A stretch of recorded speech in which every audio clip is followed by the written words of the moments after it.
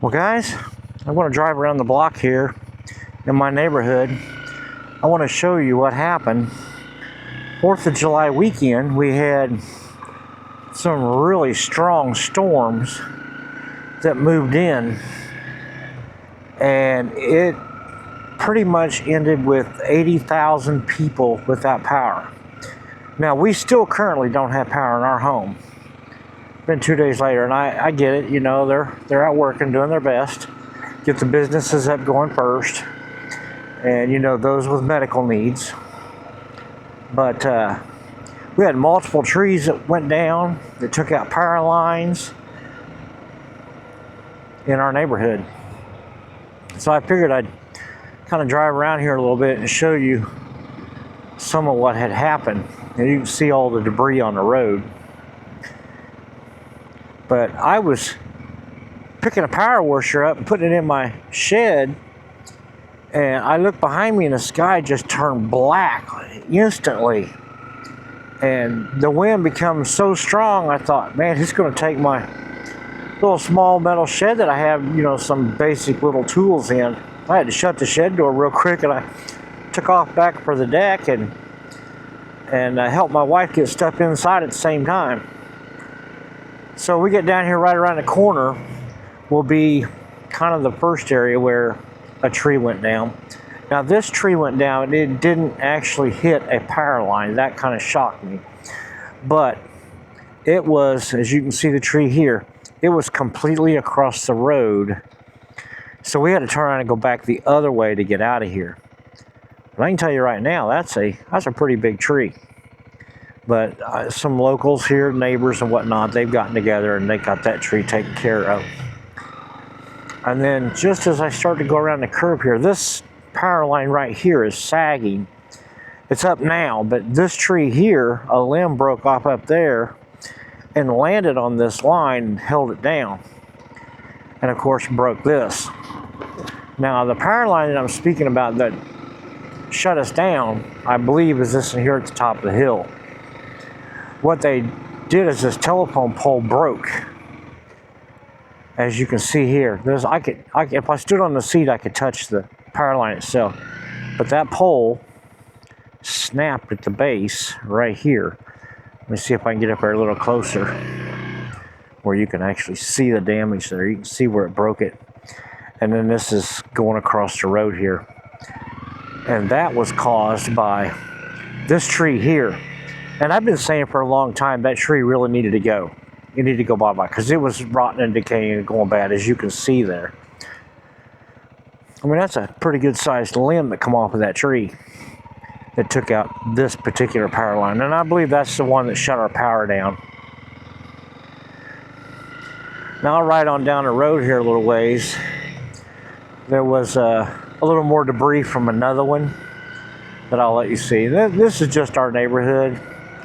You know, I'm not stressing over not having power. We made arrangements and got everything that we had in our refrigerator taken over to the lodge and put it in the refrigerators and freezers there. So we're not losing any food. The only thing we are without is water and air conditioning.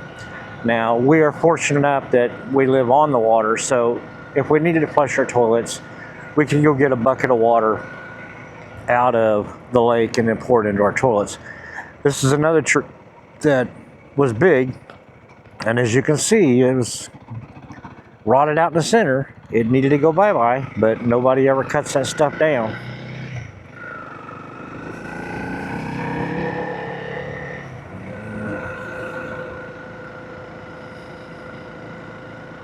So we'll just kind of run around the neighborhood a little bit here.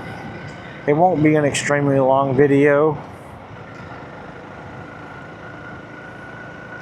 But I just wanted to show you a little bit of the, like I said, the damage from the July 4th storm here at Lake of the Ozarks in our neighborhood.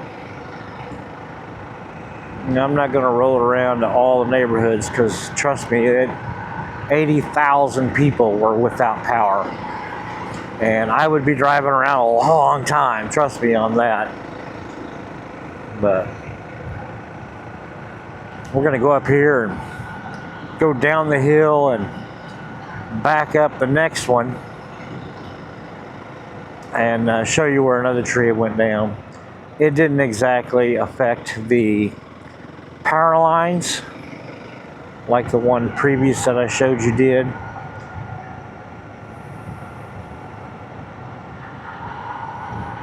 That one is the one that's got all of us on our cove, our point, without power currently.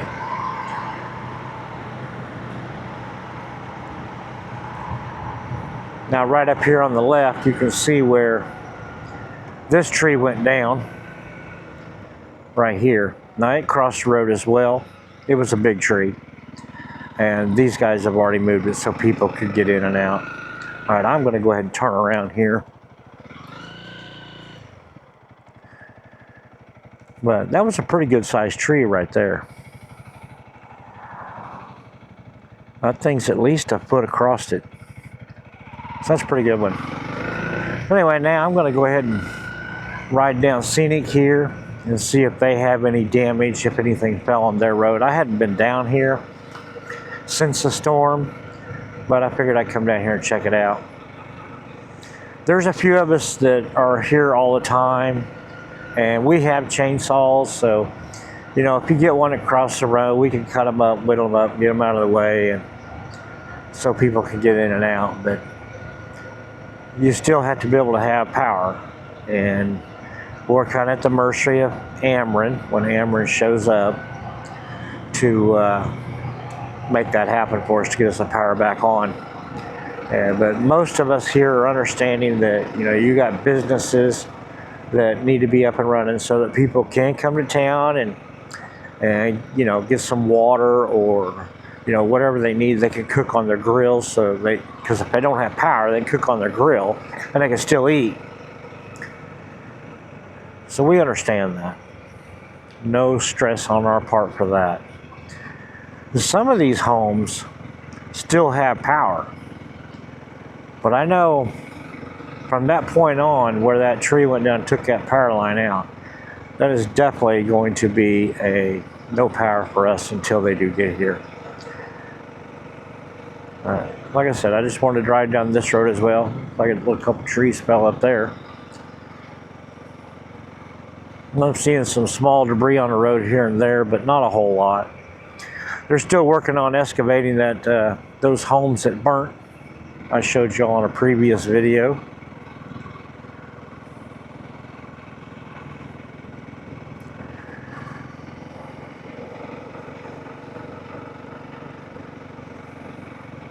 I just take a nice little tour around the blocks and see what got damaged here and what didn't. The temperatures have been getting up into the upper 80s, 90s. Here's another tree that looked like it come down. Maybe just an arm or two, but oh yeah, it's a big rod that went off of this here. It come down. Looks like they just shoved it over. They didn't actually cut it.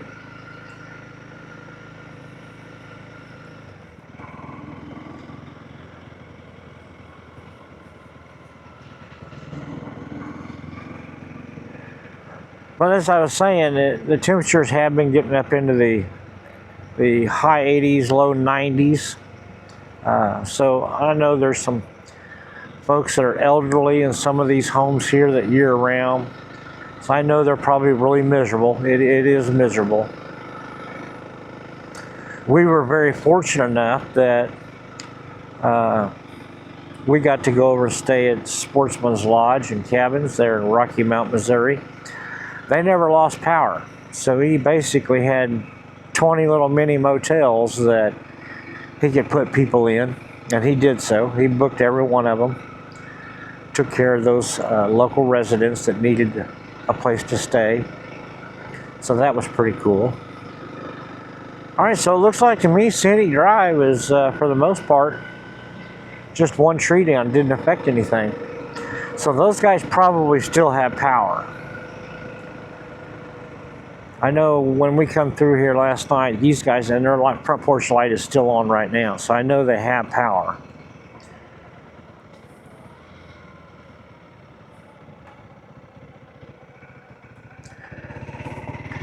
And I know in the back of our cove, which this road here kind of leads down to the back of our cove. I'm not going to go down there. They do have power. So I really think, just from what I've been seeing today, what I've showed you, is everybody beyond that telephone pole that's broken and down. There's the tree again. The one on up the hill is the 99% cause of no power on that point where we're located. I think all of these lines have power. So I don't think anything major happened. That's good. Most of the people on our loop and other section over there, they're experiencing is, you know, the no power and no water. The reason why it's water is we're on a community well, and that well, of course, is fed by electricity. So it has shut us down. Now there is a potential possibility that we could get a generator over here and get water back up and going, but that's not going to benefit our home temps. Home temperatures are still going to suffer. But anyway, well, I thought I'd take you along and show you that little bit of damage that we had in our neighborhood here. I'd say there's probably about 35 homes here affected by that one power pole going down in that tree, you know, destroying the power line. Not a big deal. Ameren says they will be out within 2 to 3 days of when it happens. So we're kind of guesstimating possibly sometime today. They said around 10, but it's 10 now. And as you've seen, there was nobody there, no vehicles. So we're still hopeful, but it's not a big deal if it doesn't happen right off the bat. No big deal.